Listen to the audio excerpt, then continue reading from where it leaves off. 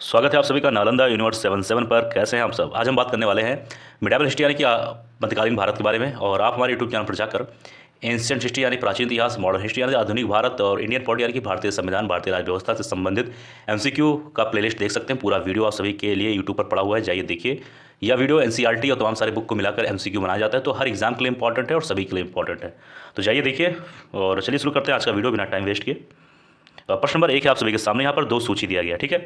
सूची नंबर 1 में कुछ आचार्य के नाम दिए गए, मतलब आचार्य कह सकते हो कि एक गुरु या फिर महान इंसान के बारे में दिया गया है। और दूसरा है उनके मत विचारवाद, यानी कि जो आचार्य हैं उनके क्या विचार है, कौन से आचार्य का कौन सा विचार है। तो प्रश्न नंबर 1 का सही उत्तर होगा ऑप्शन ए, यानी कि ए का 1, बी का 2, सी का 3, डी का 4, यानी कि ए।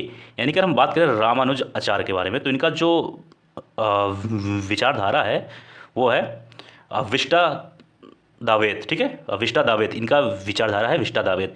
इसी तरह बी का जो संबंध होगा, एक मिनट, वो 2 से होगा, सी का 3 से होगा और डी का 4 से होगा, ठीक है। प्रश्न नंबर 2 पे आ जाए कि भक्त आंदोलन के प्रारंभिक प्रतिपादक कौन थे।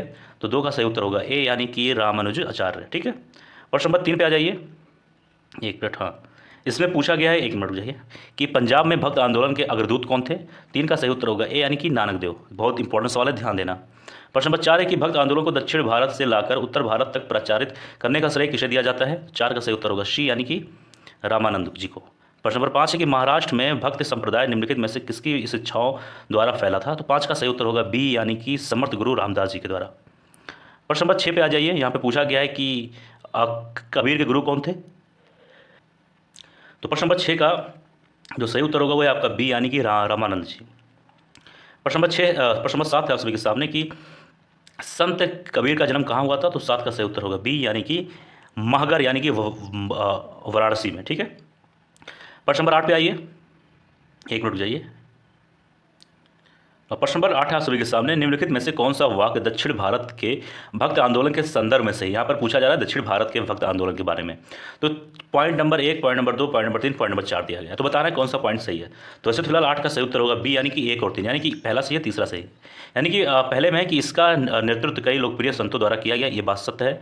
जो दक्षिण भारत में भक्त आंदोलन शुरू हुआ था उसका सबसे पहले कई सारे लोकप्रिय संतों द्वारा ही उसका देखभाल कर सकते हो कि उसका नेतृत्व किया गया था, उन्हीं के अंडर में हुआ था। तीसरा है कि इसमें यह है, एक मिनट, इसने जाति व्यवस्था का विरोध किया। सही बात, इसने मतलब ब्राह्मण क्षत्रिय शूद्र ये सब चीज़ें, जैसे मंदिर में उनका ना प्रवेश करना, ये सब चीज़ों का काफ़ी ज़्यादा विरोध किया था। 9 है कि चैतन्य महाप्रभु किस संप्रदाय से जुड़े थे। तो 9 का सही उत्तर होगा सी, यानी कि गौड़ीय संप्रदाय से। प्रश्न नंबर 10 है कि पुष्टि मार्ग के दर्शन की स्थापना किसने की थी। तो 10 का सही उत्तर होगा डी, यानी कि वल्लभाचार्य जी ने, ठीक है। प्रश्न नंबर 11 पे आ जाइए। इसमें पूछा गया है कि किस संत ने ईश्वर को अपने पास अनुभव करने के लिए नृत्य एवं गीतों यानी कि कीर्तनों को माध्यम बनाया। तो 11 का सही उत्तर होगा डी, यानी कि चैतन्य महाप्रभु। अब ध्यान देना कि इसमें क्या पूछा गया है कि किस संत ने। तो चैतन्य महाप्रभु जी ऐसे थे जिन्होंने ईश्वर को अपने पास बुलाने के लिए एक नृत्य और कीर्तन जैसी चीज़ों का माध्यम लिया, मतलब सहारा लिया। 12 है कि अद्वैतवाद के सिद्धांत के प्रतिपादक कौन थे। तो 12 का सही उत्तर होगा बी, यानी कि शंकराचार्य जी, ठीक है।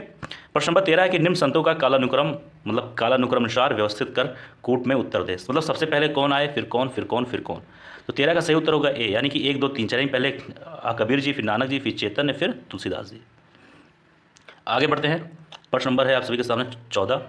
इसमें कहा गया है कि गीत गोविंद के रचयिता कौन है। तो प्रश्न नंबर 14 का सही उत्तर होगा बी, यानी कि जयदेव। प्रश्न नंबर 15 है कि भक्त आंदोलन के दौरान असम में किसने इस आंदोलन का प्रतिनिधित्व किया था।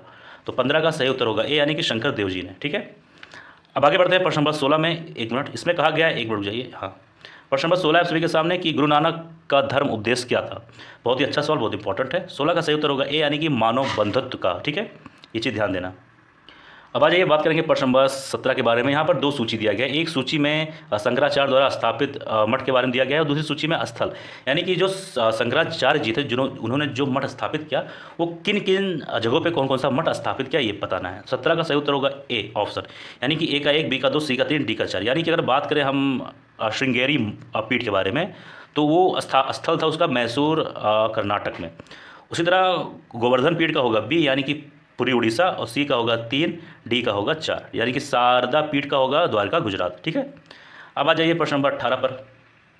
यहाँ पर आपके सामने दो सूची दिया गया, एक सूची में कुछ संतों का नाम है, दूसरी में संतों के कार्य क्षेत्र, यानी कि कौन सा संत है जिसका कार्य क्षेत्र यानी जिन्होंने अपना सारा उद्देश्य या ज्ञान या फिर जो भी उन्होंने किया उस क्षेत्र में रह के किया। तो 18 का सही उत्तर होगा ऑप्शन नंबर ए, यानी कि ए का 1, बी का 2, सी का 3, डी का 4। यानी कि बात करें हम लोग वल्लभाचार्य जी के बारे में तो वो उत्तर प्रदेश और राजस्थान जैसे जगहों पे उन्होंने अपना काम किया। इसी तरह बी का 2, एक मिनट, बी का 2, सी का 3 और डी का 4। ठीक है, नामदेव जी का होगा महाराष्ट्र। प्रश्न नंबर 19 है कि निम्नलिखित में से किस भाषा को लोकप्रिय बनाने में कवि चंडीदास का योगदान है। तो 19 का सही उत्तर होगा ए, यानी कि बंगाली भाषा। तो अगर कोई पूछे कि लोकप्रिय कवि चंडीदास का किससे संबंध है तो उसका सही उत्तर होगा ए, यानी कि बंगाली। प्रश्न नंबर 20 पे आ जाइए। यहाँ पर पूछा जा रहा है कि एक सूची में दिया गया है संत और कवि के नाम हैं और दूसरी सूची में है उनकी रचनाओं की भाषा, यानी कि जो कवि हैं उनके द्वारा कौन सी रचना किस भाषा में की गई ये बताना है। तो 20 का सही उत्तर होगा ए, यानी कि ए का 2, बी का 3, सी का 1, डी का 4। यानी कि बात करें अगर मीराबाई जी के बारे में तो मीराबाई का संबंध दो यानी कि हिंदी से होगा। ठीक है, बी का 3 यानी कि त्यागराज जो कवि थे उनका संबंध होगा 3 यानी कि तेलुगु भाषा से। इसी तरह सी का होगा 1 यानी कि वाणीदास का बंगला और डी का 4 यानी कि डी यानी क्या है, डी का होगा 4। ठीक, प्रश्न नंबर 21 है कि भक्त को दार्शनिक आधार प्रदान करने वाले प्रथम आचार्य कौन थे। ठीक है, जो भक्ति आंदोलन था उसको दार्शनिक बनाने के पीछे का सबसे पहला जो इंसान थे मतलब आचार्य थे वो कौन थे पूछा गया। तो 21 का सही उत्तर होगा ए, यानी कि रामानुजाचार्य। प्रश्न नंबर 22 आप सभी के सामने आइए देखते हैं। 22 में कहा जा रहा है कि महापुरुषीय धर्म यानी कि एक सरल संप्रदाय के संस्थापक कौन थे। 22 का सही उत्तर होगा डी, यानी कि शंकर देव जी। आ जाइए बात करेंगे प्रश्न नंबर 23 में। एक मिनट, इसमें है कि शंकराचार्य जी का जन्म 788 में केरल के किस गांव में हुआ। तो 23 का सही उत्तर होगा ए, यानी कि अकलाडी या फिर अकलादी कह सकते हैं। ठीक है, प्रश्न नंबर 24 है कि सभी भक्त संतों के मध्य एक समान विशेषता थी कि उन्होंने, तो क्या थी समान विशेषता। सही उत्तर होगा ए, यानी कि उन्होंने अपनी वाणी को उसी भाषा में लिखे जिसे उनके भक्त समझ सकते थे। बहुत ही अच्छी बात। क्या पढ़ा सवाल है फिर से पढ़ना। सभी भक्त संतों के मध्य एक समान विशेषता थी। जितने भी कह सकते हो कि संत थे, जितने भी हम लोग संत के बारे में बात की हैं, सभी लोगों ने एक काम अच्छा किया था कि जो भी उन्होंने उनके द्वारा रचना था, उपदेश था, जो भी चीज़ें थी उन्होंने अपनी भाषा में दिया, जिससे क्या हुआ कि ज़्यादातर लोग को समझने में आसानी हुआ और ज़्यादा से ज़्यादा लोगों ने उस चीज़ को अपने से जोड़ा और उनके साथ जुड़े। ठीक है, प्रश्न नंबर 25 है कि भक्त आंदोलन का प्रारंभ किया गया। तो 25 का सही उत्तर होगा ए, यानी कि अलवर नए नार संतों द्वारा, अलवार और नए नार संतों द्वारा। ठीक है, प्रश्न नंबर 26 से आप सभी के सामने कि रामानुज के अनुयायियों को क्या कहा जाता है। 26 का सही उत्तर होगा बी, यानी कि वैष्णव। ठीक है, प्रश्न नंबर 27 पे आ जाइए। इसमें कहा जा रहा है कि आदि शंकर जो बाद में शंकराचार्य बने उनका जन्म कहाँ हुआ था। 27 का सही उत्तर होगा डी, यानी कि केरल में। प्रश्न नंबर 28 है कि बीजक का रचयिता कौन है। तो 28 का सही उत्तर होगा बी, यानी कि कबीरदास जी। ये चीज़ ध्यान देना, ये एक बार सवाल, कई बार ये सवाल पूछा जा चुका है बीजक के बारे में, तो ध्यान देना। 28 का सही उत्तर होगा ऑप्शन नंबर बी, यानी कि कबीरदास जी। प्रश्न नंबर 29 है कि भक्त रस कवयित्री मीराबाई थी। तो क्या थी। 29 का सही उत्तर होगा डी, यानी कि एक राजपूत शासक की पत्नी जो मीराबाई थी वो एक राजपूत थी। ठीक है, अब बात करेंगे प्रश्न नंबर 30, यानी कि इस वीडियो का अंतिम सवाल भी है